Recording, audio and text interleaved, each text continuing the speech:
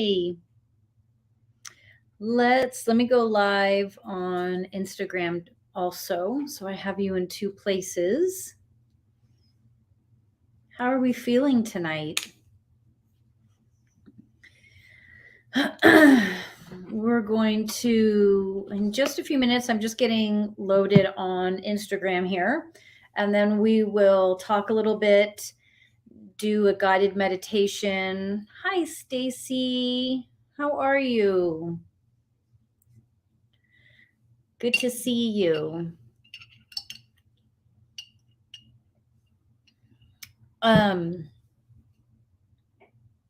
Okay. So I wanted to talk tonight before we get started. Stacy's here. Hi, I'm just saying hi to those that are on Instagram. I wanted to hold on. I want to before we start our meditation, we're going to talk just a little bit. Okay. I wanted to pull some cards and for us. And hi, Harlow. Harlow says hi, Stacy. After this, at 7 p.m. Pacific Standard Time, so in about an hour, is me and Harlow. We're doing our haunted house series for October. Tonight is the Anaheim White House, which is a restaurant in Pasadena. Sorry, it's a restaurant in Anaheim. Why would it be a restaurant in Pasadena called the Anaheim White House? And then we're also doing a private residence, the Camille House. So we'll be doing that. We'll be doing that after this. Everyone's saying hi to Harlow. Hi, Robin. How are you guys feeling tonight? Talk to me. How are you guys feeling tonight? I had a couple topics that I wanted to cover, but I'm kind of trying to feel out where I want to start for us. How are we feeling tonight? I know what I want to talk about. I want to talk about mental health in a way. So some of you are feeling sad. Some of you are feeling good. Okay. Feeling a little sad. Just lost my cat last night. Oh my gosh. I'm so sorry. Oh, Isabel, I'm really sorry to hear that. That's a hard one. That's going to take some time. So let's talk about that. Okay.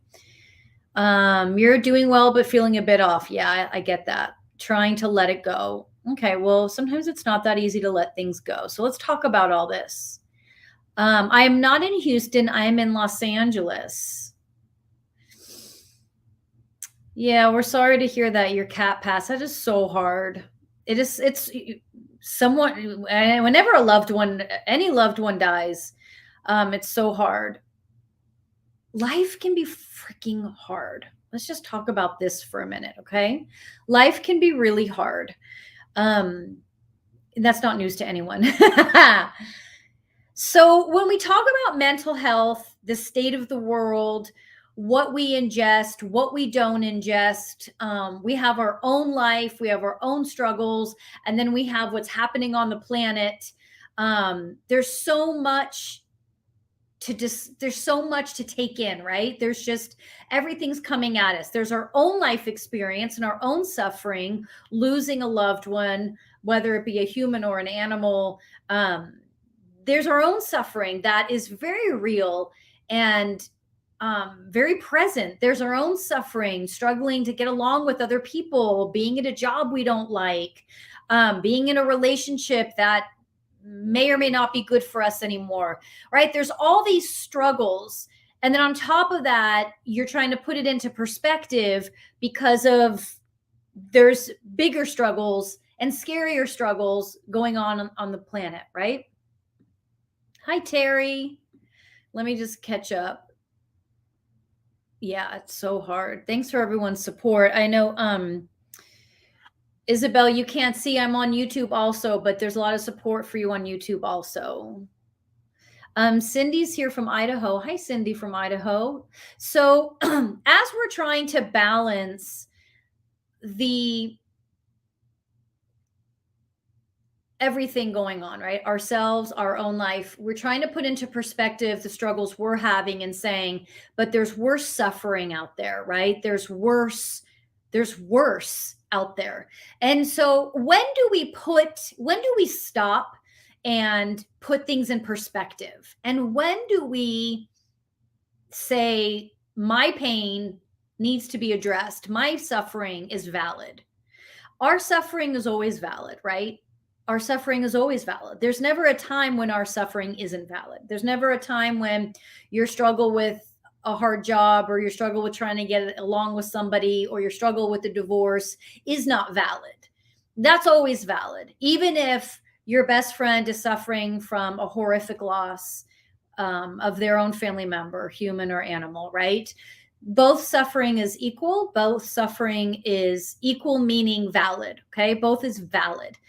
But sometimes we do need to put our life into perspective. Sometimes we do have to put our suffering into perspective. So when do we do that? When is it okay to say, you know, what I'm going through right now needs to be put to the side because there's deeper suffering happening? When is that okay?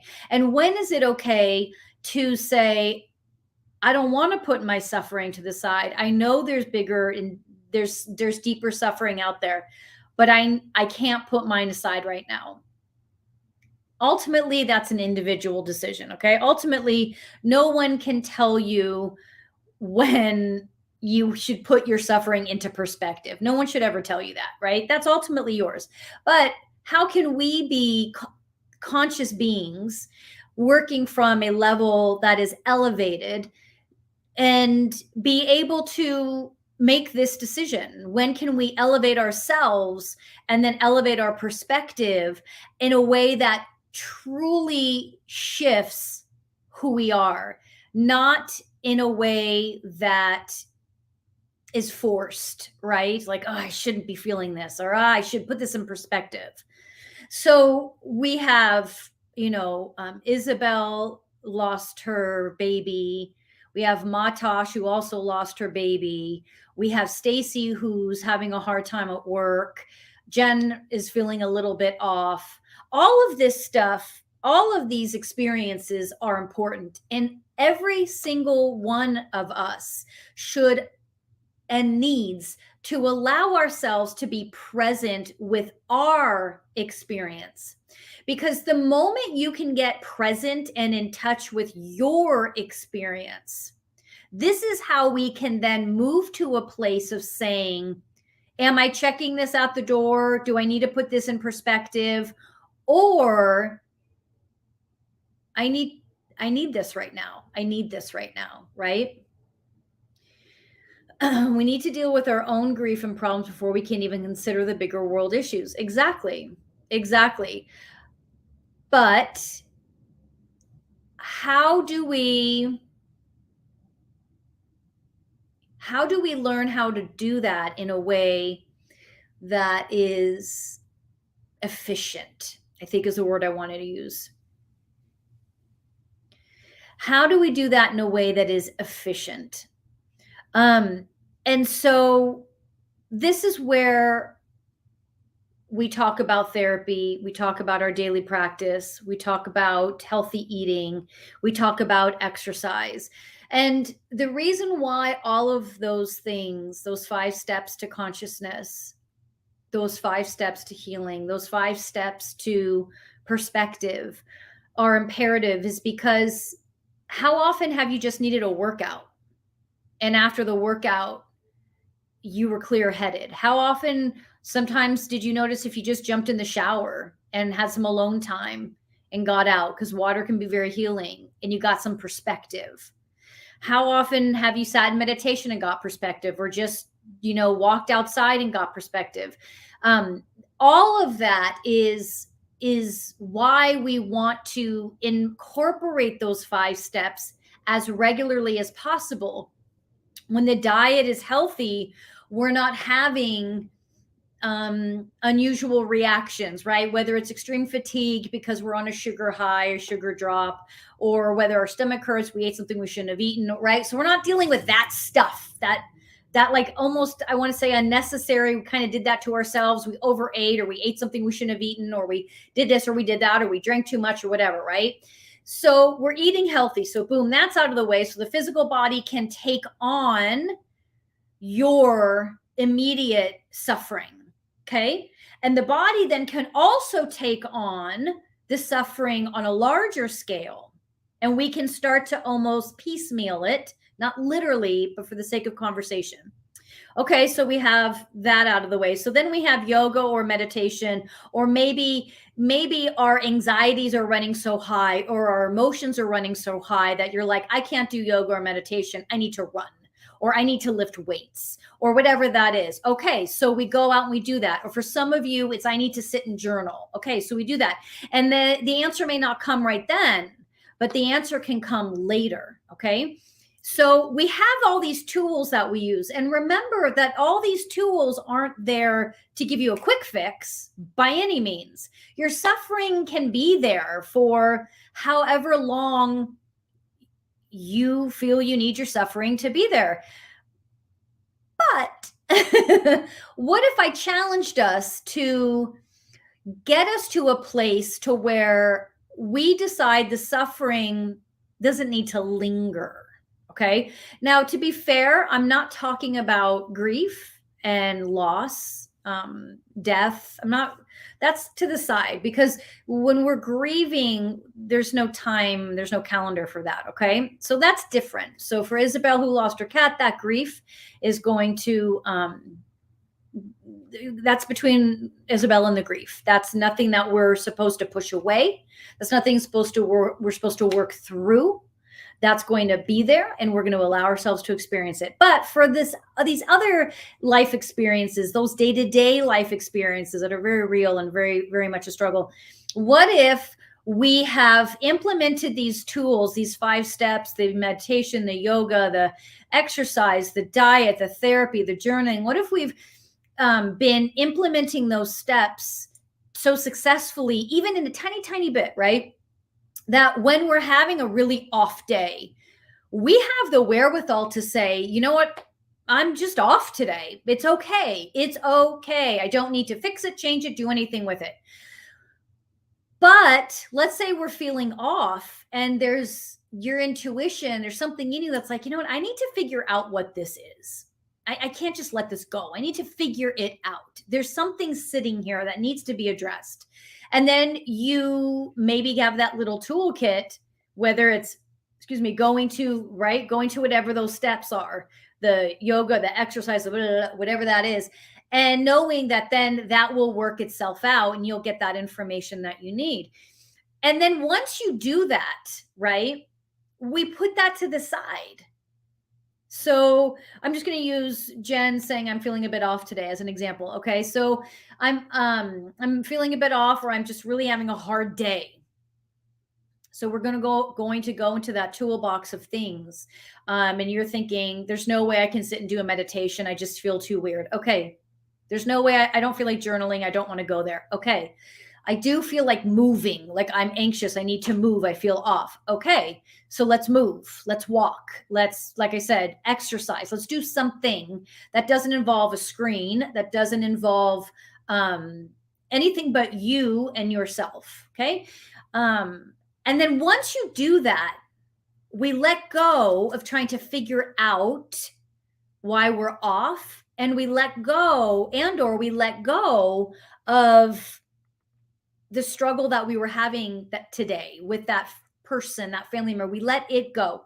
Now, I'm not saying you're not still angry, right? I'm not saying you're not still kind of like, God, that really made me mad, or God, that really frustrated. You're still going to have that. When I say let it go, you allow yourself to transition into something else. Okay. And that's where the yoga, the meditation, the exercises, that's something else. Because when you use those tools as that something else, it pulls you out of your current frustration or curiosity of what you're feeling and why. It moves you out of that just long enough to be able to breathe deep because you're running, or breathe deep because you're exercising. And all of a sudden, All of your attention is on lifting the weight or breathing deep or doing the yoga posture, right? And so you've allowed yourself to move away from it long enough so spirit can come in, intuition can come in and start to work it out for you. Okay? And then when you're done with that workout or that journaling or whatever that choice was, we can let it go. And when I put it in quotes because, again, I want us to be fair. I'm not saying you're not going to think about it. I'm not saying you're not going to still feel feelings about it, but you're going to be able to move on to something else, right? And let's say you have a child and the child comes in the room and you can be present with them and this isn't gnawing in the back. Or let's say you're at work and you have to get something done. You can be present with that and you haven't repressed the situation. You've acknowledged it. You were present with it, but you were able to now move through it. And now you wait for that response to come in. And then what happens is you've processed now your struggle, okay?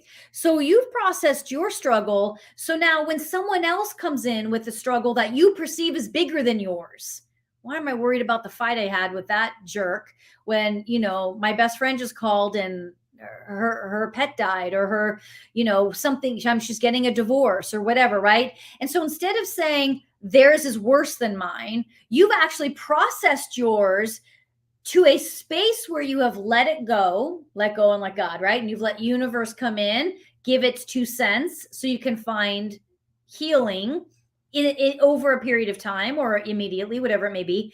And now you can do both. Now you can have your experiences. And you don't have to determine that theirs is better or worse or harder than yours. Okay. Because now you can be present for theirs because you haven't repressed yours. You've done something to acknowledge yours. And now you're at a place where all you can do is just let it go, genuinely let it go, not force it go, but just be like, okay, whew, I feel better. I took a walk around the block or what I sat with and just listened to meditation music. I journaled, whatever I did. Now I can let that go and I can take in someone else's suffering. Not embody someone else's suffering, but be there for someone else's suffering. And that might be an individual standing in front of you, or that might be the world's suffering, right? A crisis somewhere else. And now you can, and now look at us, we can have multiple, we can suffer in twos. You can not only suffer for yourself, but for other people too. That's not what I'm trying to get at. What I'm saying is, we don't have to compartmentalize our suffering. We don't have to push ours to the side for something that we deem as worse. What we do is we have learned how to manage and balance ourselves and be in balance with not having resolution to your suffering, but that resolution is coming. That's how you can let go and help someone else for a moment, or experience suffering from another country and send them light, or just cry with that person for a moment. Because right when they're suffering in another country or in another state, sometimes the only thing you can do is cry with them, and that just feels like the right thing to do. And that is the right thing to do, right? And you can, as they say, hold space for that person then, and you can do that because yours has been addressed. Fully addressed. And the great news is yours hasn't been forgotten. You're just waiting for that intuition to show you what that next step is or what that next conversation is. But until then, it's probably like a parent who has multiple kids. They're putting out one fire so they can take the next fire, right? Okay, put that fire out. So now I got to do this one. Now I got to do that one. It's the same thing, but doing that for yourself, but not in a logical way. Because when we approach it from a logical way, we tend to stifle and repress. We're trying to approach it from an emotional and intuitive way. So we're genuinely taking ownership of the present condition we're in. And then we can manage what's going on elsewhere. And so, there's on social media, what I was referencing in the beginning of this conversation was how there's conversation about some people saying, stop reading about the pain and the suffering, stop for your own mental health, stop being, stop watching it, stop reading about it. And then other people are saying, well, that's not fair. You shouldn't put your head in the sand. Like, you need to know what's going on so we can all be a part of change, right? So how do you do both? Well, you do both by being aware of what is happening. You don't have to expose yourself to horrifying images. You don't necessarily have to expose yourself to horrifying stories. There's other ways that you can navigate what is happening and where to gather that information from. And then you decide your role in that. Is my role an activist? Is my role to speak out? Is my role to put them in my meditation? Is my role to do like what I'm doing and maybe just gather a couple people together online or offline and do a meditation for the planet? Is my role to call Congress? I don't know. What is your role? I compare it, let me compare it to my life experience. When I went vegan, I've been vegetarian on and off since my 20s. Mostly on, but I was off for a little bit. And then I went vegan about 7 years ago. And when I went vegan, I did what a lot of vegans do, which is you learn about what is happening and it's horrifying and you want to tell the world and you're mad and you're feeling all these feelings, right? Which is like what's happening right now. People are feeling the same thing. And so I had to come to terms with what is my role as a vegan. And I'm not someone who would work for PETA, even though I looked into jobs for them years back. Like, do I want to work for them? Or what is my role? What does that mean? How much do I want to talk about it? How much is it my job? Am I an activist in that respect? Where is my work? Where does my role lie there? And that's taken time to figure out what that looks like for me, because not everybody as a vegan is out there throwing fake blood on someone wearing a fur coat. That's not everyone's job. But that job, that person who does do that, when they do something that extreme, they're the ones that push the barrier, right? The people that are marching in the streets, the people that are protesting, they're the ones that are moving the dial ultimately. But not all of us have that in us, right? Not all of us are working at that level. So where level do you work from? Because every single step is important. At the end of the day, what matters is that you're contributing, because for most people, the pain and the suffering that they are experiencing and why they want to turn their head and why they want to not look is because they feel like they can't do anything about it. So why put myself through that? And what I'm trying to say is, even if your role is simply putting this country or this person in your meditation every day, or even if your role is you have a friend who is directly affected by this and you've decided you're going to, call them every day or sit and listen to them, even if they're really angry and they're just, crying and screaming and just feeling all their feelings, and you're just going to be there for them. Like, all of that is important, and one isn't less important than the other. And when you find your place, you won't feel that need to turn away. You'll instead say, okay, I know what my role is in this situation, so I want to have a little bit of information so I can help. And when you know that you can help, we don't feel so overwhelmed. That's what that is, right? We feel overwhelmed because you feel like you can't fix it. Don't do nothing because you can't do everything. That's a woman I follow who teaches veganism, if you will, because there's no such thing as a perfect vegan. There's no such thing as there's just humanly impossible. So there's no such thing as a perfect anything. And she says, don't do nothing because you can't do everything. And the same applies with life and with suffering on the planet. Don't do nothing because you can't do everything, or don't do nothing because you can't go out in the streets and protest, or because you feel like I don't have any control over the government. Like, don't, that there is something you can control. And we quickly forget the power of energy, the power of prayer. And so all of those are important. And what that does is it takes that burden of feeling overwhelmed off of you.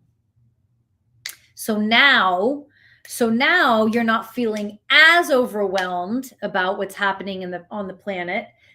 But if you're anything like me, you kind of have just been walking like a zombie through, each devastation. You're just kind of like a zombie walking through it all. But you at least have ways to manage what's happening to you and what's happening to the planet and what's happening to others. And at the end of the day, I'm going to feel sad and I'm going to feel off, and I'm not going to feel my usual, if that's a thing. But I understand why. And I'm just going to be okay with that. So the moral of the story is no one's suffering is worse than yours, but you want to be able to manage yours in a efficient manner so that you can be of service to others. And so you don't have to compartmentalize or decide one's suffering is worse than someone else's suffering is more important than yours. So tonight we'll do a short meditation that's going to support ourselves and it's going to support the planet. Any type of meditation will inevitably support everyone that you come in contact with, because you are adjusting your energy, you are adjusting who you are so that your vibration is coming from a more balanced place. Okay. Let's close our eyes. Hi, Holly. I'm just seeing Holly's comment. Okay, close your eyes.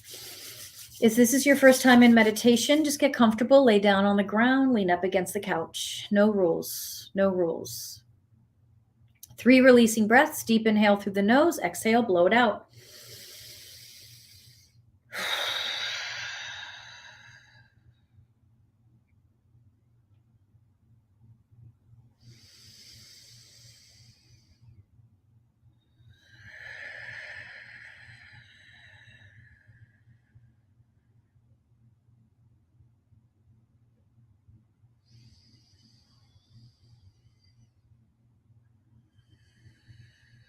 Okay, I want you to consciously begin to deepen your breath.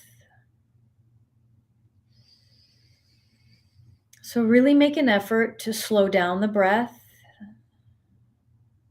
to deepen the breath, to lengthen the breath.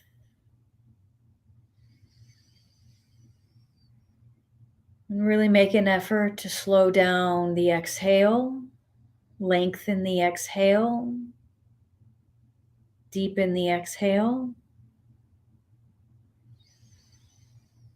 As you are deepening the inhales, lengthening the exhales, slowing down the breathing, relax the shoulders, pull them away from the ears. Notice if the forehead is crinkled with stress or if you can relax it a bit. Notice the eyes, if they're just gently closed or if they're squeezed tight. Relax the cheekbones and the jaw. Allow the tongue to rest on the bottom of the mouth. Wiggle the fingers and the toes to make sure they're not clenched. And continue to slow down the breath. Continue to deepen the breath. Continue to lengthen the breath. Allow the mind to wander. That's its job. Your job is to do your best to not engage with the wandering, with the memories, with the images. And sometimes you might find you need to engage so you can express sadness, pain, anger, and you should do that. This is your time. And the goal here is to take advantage of your time with you. What is it that you need for you? Some meditations are all about expression, releasing. Some meditations are about losing yourself and flying to another dimension. Some meditations are just about being okay with a level of boredom, neutrality. Boredom is the gateway to intuition. Only you know what your meditation is for tonight or any night. Only you know what you need. But as a group, what we do know is that what we need to heal, we will share with the rest of the world to heal. But let's start with ourselves first. Allow the breath to now move at its own pace, no longer controlling the inhale or the exhale, allowing everything to just let go. Feel yourself sinking deep into the earth. Allow yourself to feel heavy, weighted. Maybe you want to lie down. Maybe you want to drop your head. Or maybe that inspires you to sit tall. But I want you to feel the weight of the body, the physical. You're here. We don't want to forget that or deny that. We want to accept the presence of the physical.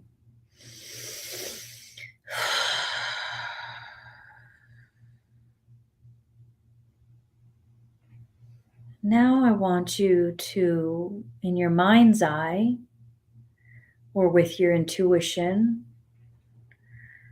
or your imagination, I want you to notice that a butterfly has flown up and is hovering right above your third eye.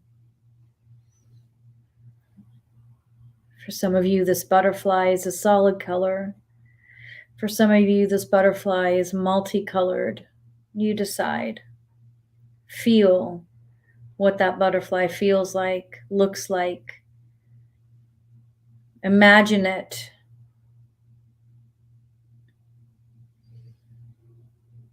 Continuing to stay focused and aware of the breath, you notice this butterfly as it hovers right above you. If you're lying down, it's hovering right above you over that third eye. If you're sitting up, it's right in front of you, right in front of that third eye. And or it could be anywhere else you feel it is. That butterfly is here to assist you in your own rebirth, in understanding that this is a time of change for you personally, along with the planet. Everything is in balance. Everything is aligned. Nothing is out of line. So if the universe is in alignment, we step into that alignment and we notice that as the planet changes, so do we. And we don't push against the change. We allow the pressure and the tension and the friction of the change to move through us. Because without pressure, tension, stress, and friction, we can't change. So we don't fight the pressure. We don't fight the tension. We don't fight the friction. We allow it to be there. But while it's there, we're experiencing the lightness of this butterfly. We're experiencing the colors of this butterfly. We're experiencing the joy of this butterfly. We're experiencing two things at one time. All that is represented and felt within the butterfly, and all that is within this human experience of the pressure, tension, stress, and friction.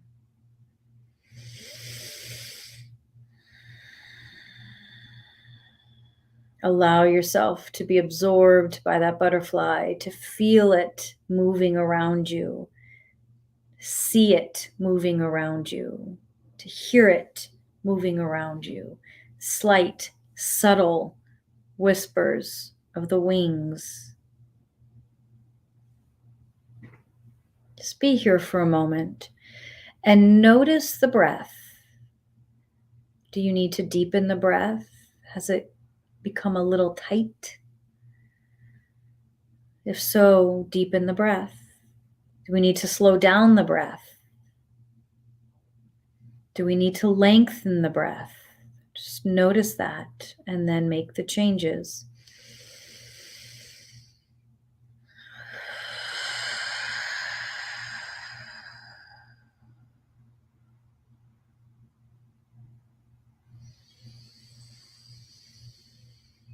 For each one of you, there is one thing that is being asked of you to change. There is an aspect of your life that you are being asked to change. Only you know what that is.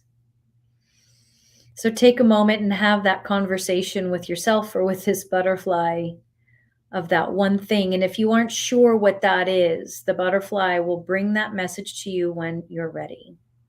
Today, tomorrow, next week, next year. You can use this butterfly in your meditation. You can use this butterfly when you're feeling tension, stress, when you're out in the world.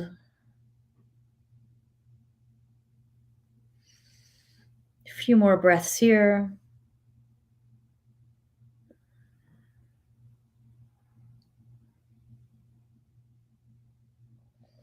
Okay. I don't want you to remove the butterfly. Just kind of assist the butterfly to your right or to your left so that it's with you always. But I want you to now, if you're sitting up, straighten up that spine just a little bit more. Extend the shoulders down, lifting the head a little bit taller. If you're lying down, I want you just to kind of pull the shoulders away from the ears one more time. Lengthen the legs. Just feel yourself getting taller, getting longer. Just feel the crown of the head reaching for the cosmos.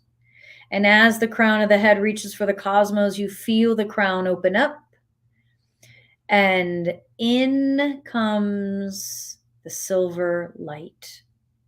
And as that silver light comes down, it moves through the crown, it moves down the shoulders and the arms, it moves through the chest and the belly and the hips and the pelvis, down the legs, through the bottoms of the feet and into the earth. We inhale. And as we exhale, we gently pull this silver light down, and it moves through the body all the way down into the center of the earth. And we inhale. And we pull the silver light down as it moves through the body and down into the center of the earth. A couple more times at your own pace. Inhale, and on the exhale, bring that light all the way down. Move it through the body down into the center of the earth. Just a few more times here.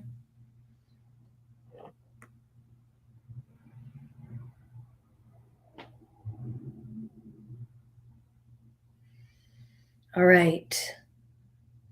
Before we finish, I want you to take this silver light, and with the assistance of your butterfly, I want you to send that light out to where you feel it is needed the most right now, or where you feel a connection, whether it's a person or a country or the planet as a whole. Take that light that you've just filled yourself with. Use that butterfly for assistance, so we aren't pulling from ourselves, but rather we are pulling from the earth and pulling from this from the universe, and we are pulling from the cosmos, and we are using this silver light and sending it out. Inhale the light in. Exhale, push it out. See where you want that light to go. Imagine it, feel it, be it. Inhale the light in. Exhale, push it out.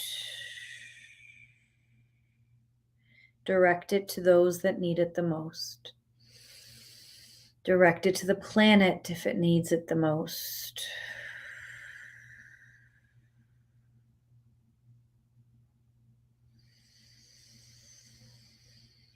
Use the breath, use the light, use your butterfly.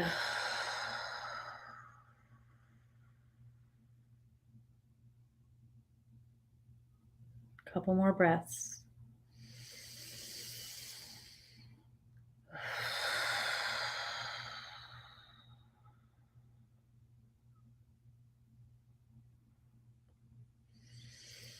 Let's be here for about 1 more minute. Really push that light out. Really allow yourself to share this light.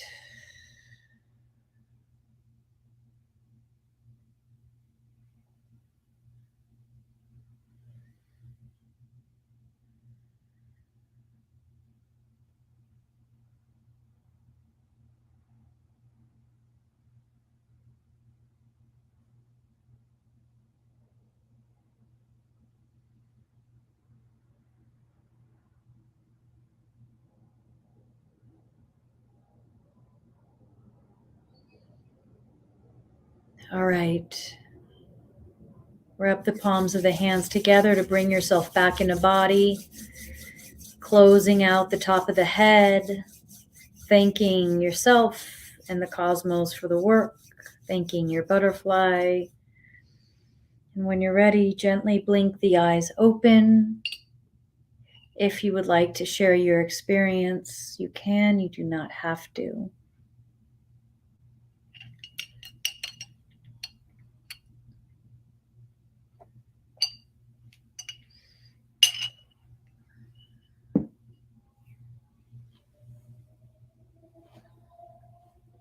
What is it? What is that change that is being asked of you? Try to not make logic of it.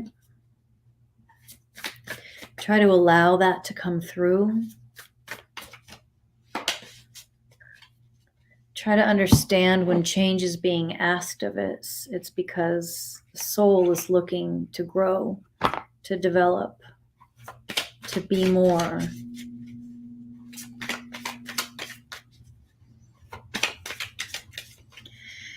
Any questions or comments about that? You're welcome, Cindy. Trisha, you were crying because your butterfly was so peaceful. That's sweet. Thank you for sharing that. Been seeing the same butterfly while sitting outside the last 3 days. It's very symbolic. Well, that's interesting. That's really cool.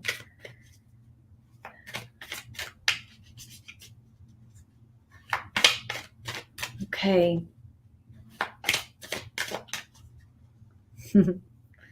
Stephanie, I didn't see a butterfly. That's okay. What did you see, Stephanie? Or maybe you didn't see anything. Did you feel something? It's okay if you didn't feel anything.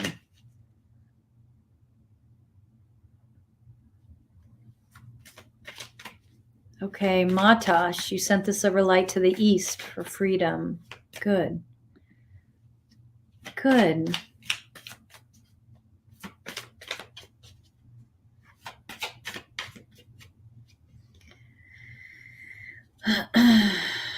I have my cards so we can, if anyone has any personal questions, we can get to that. The world is just hard for every living creature. Beverly Sawyer. It is. The world is hard. I will not argue that. The world is hard. And that's why we come together. That's why we need community. That's why we need friends. That's why we need support, because you shouldn't be expected to handle it by yourself on your own. That's why. That's why community is so important. It's so important. Stephanie, you didn't see anything, you felt relaxed. Perfect. Then you did it. There's no wrong way to do it, but you did it right. That's perfect. Not in guided meditations, for me, my guided meditations come from, I channel the information based off of what spirit says the audience needs at the time. But that doesn't mean that you're always going to see what I am interpreting. And that's 100% okay. And that goes with any teacher of meditation. It's your journey. It's nobody else's. We're just here. Ultimately, I'm here. Meditation teachers are simply here to help. It's always going to be easier to have someone quiet your mind for you, right? And that's all our job is. And then the rest is you, whatever that is. Lady Jem Brown, you have a question too. Sure. Trisha, my light went to the planet. It needs support. Thank you for that. Great. This was good. Matash has a question. Sure, go ahead. Do me a favor. Questions, have them be specific. I'm not doing any channeling, so just kind of yes or no. I mean, they can be more than yes or no, but like that's a general vibe idea. But if you're not sure, just ask it and I'll tell you. Cindy, my cousin who went missing but found she's home, but she has dementia. We need help taking next steps to care for her and the family. And what, as far as can I help, what are you looking for from me?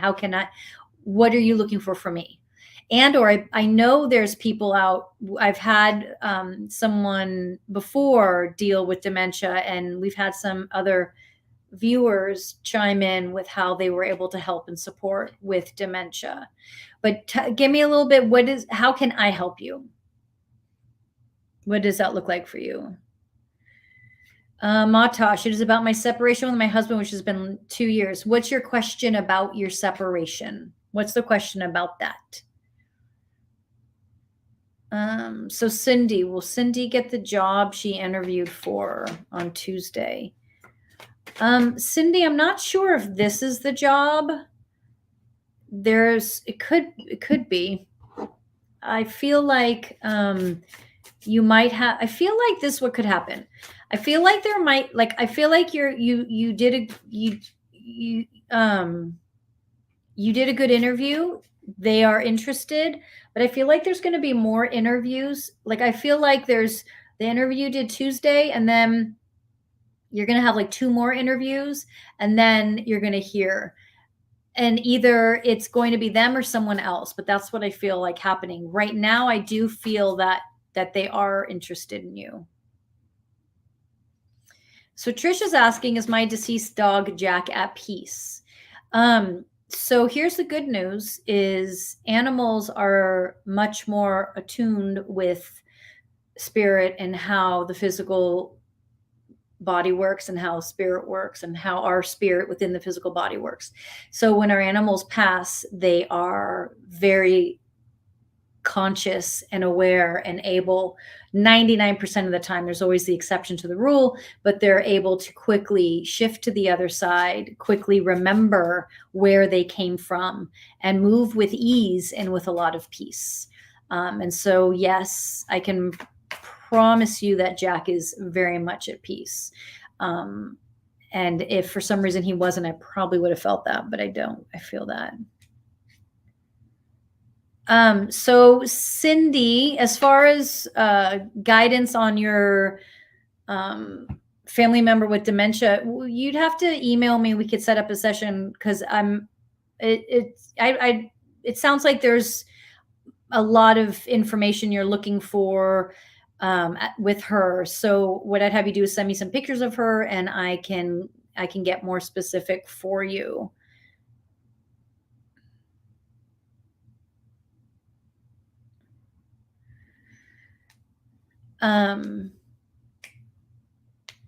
Matash, how can I move on with the divorce? So, are you asking, like, Matash, are you asking, like, are you devastated by this divorce and you're saying, how do I move on? Or are you asking, like, technically, like, how do I deal with this person? You know what I'm saying? You're welcome, Cindy. I mean, listen, if I got any information, I would pass it on. I would never, like, not. I'm just feeling, I'm not feeling anything specific around her, around your cousin or your family member, just at this point. So we'd probably have to just go dive a little deeper. That's when I don't get anything. That's where that's coming from.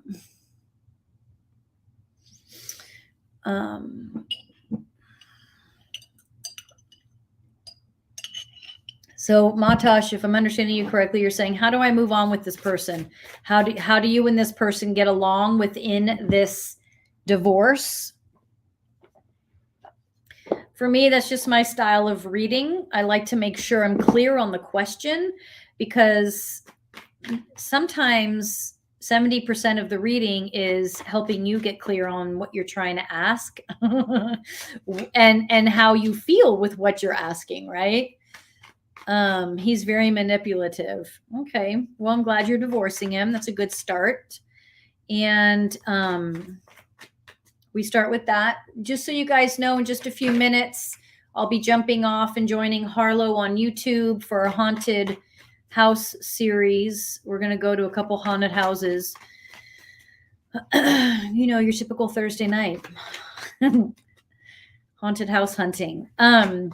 So Matash, this is a good lesson for everybody. When we're dealing with someone that's manipulative, this, I'm not saying it's easy, but this is the beauty of really learning and being asked to learn how to balance the emotional body.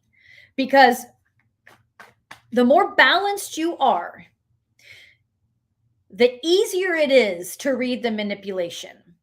And you're probably going to say to me, oh, it's not me. He manipulates everybody else. Can't control that. There's no control you have over that. Period. End of story, right? There's nothing you can do about that. He's going to do what he's going to do. But when it comes to you,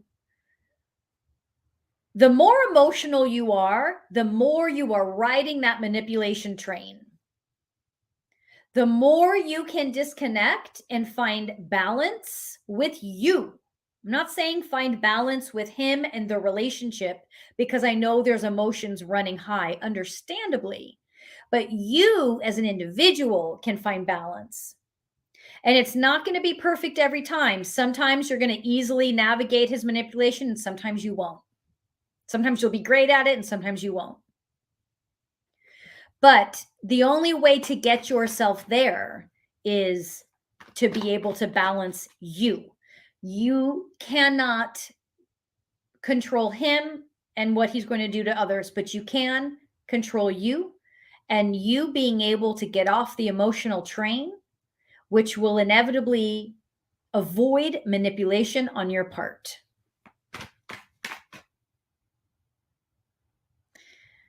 My mentor and I are in a strange place in that we don't know how to proceed forward. We've been through a rough patch, and trust has been broken, but we have a deep bond. I was also told he might be a soulmate. Oh, whoa. That sounds like a after school special there. That's a lot. Okay.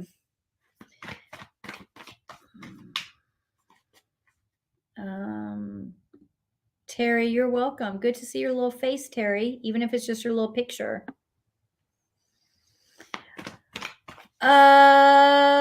Lady Jen Brown, what's your name? Jen? I'm assuming it's Jen. So at least I have one of your names. So listen, soulmates. If you haven't heard me talk about soulmates, just because someone is a soulmate does not mean it is a good relationship. Good. It's a learning relationship. because they are a soul coming in to teach. And so the soulmate is because they're here to teach. A lot of people think soulmate means good, and soulmate means we should be in that relationship, and soulmate means we should stick around. Soulmates come in to teach and leave. Sometimes they stay for a lifetime, but a lot of times they don't. Now, in this scenario, I'm not necessarily saying that's the case. I feel like this relationship has to end. Hang on. In the form that it's currently in, and then rebuild. So that can mean a million different things. You guys taking a break from each other so you can come back and decide, I'm going to come back only in this form. I only want to be your mentee. Is that what it is? Or I want to come back and I want us to no longer be mentor mentee. I'd rather be in a relationship. But you have to, I'm feeling like you have to end, like almost like mourn what was in order to move forward to what will be. Because the convoluted is because you are being asked to decide how you want this soulmate in your life, and it can't be both. You have outgrown this person, and you have outgrown what it was, and so you are asked to choose. Don't worry about what they're going to choose. Don't worry about what they want. And let me tell you why that doesn't matter. And you're going to say, well, it does matter because I don't want to choose to be with them if they don't want to be with me like that. What's being asked of you is to choose to be honest with where you're at. If where you're genuinely at is you are in love with this person, or moving it to be in love with this person, then or something to that degree, then you need to take ownership of that so you can end where you're at and move forward. But there has to be a line in the sand that is drawn, and then you come back together.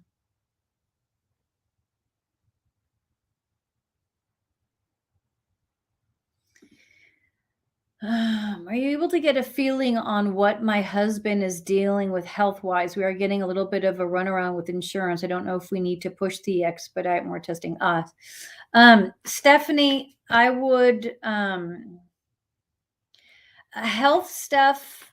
The only time I really do health stuff is if I know the person already and I can easily pick up on them, but I wouldn't want to do that with you, especially when it comes to health. So you can DM me or email me, and I'll send you my rates for, like, we can do I do like one question, $25, or you okay, Oliver? Let's do that, because I want to get a picture of him and I'll have follow-up questions, but I can help you with that. Yeah.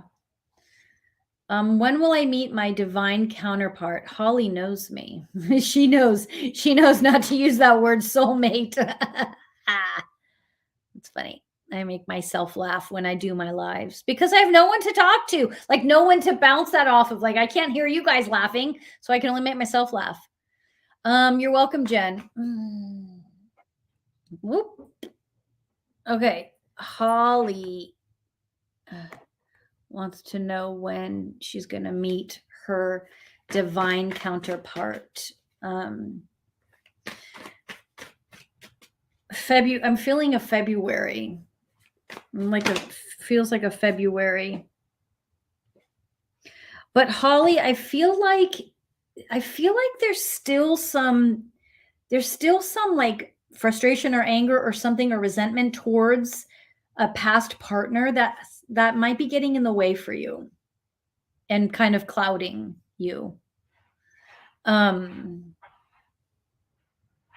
I feel like you have a little bit more work to do there. I know you're going to roll your eyes and be like, are you kidding me? But the thing is, this person that you have this attachment with is heavy. And it's like, it's almost causing like this little part of you to not want to move on from them.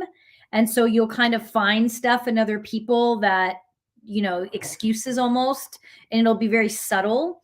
But I do feel like there's a potential of someone to come in around February once you clear that. And I feel it's just really residual. I'm not feeling like you have to do some big old deep dive because I feel like you've done a lot of that work. But there is some residual of this other person that's affecting you. Okay.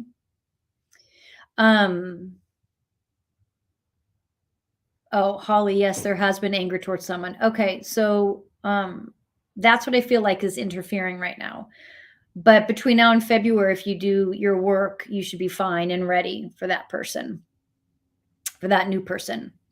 Okay, you guys, I'm going to jump off, grab some water, and then we'll be back for a haunted house series. That was a lot of fun tonight. Thank you. Thank you for spending the time. It's always nice to be in community, especially when the planet is melting, literally and figuratively. Okay, guys. I'll see you next Thursday too.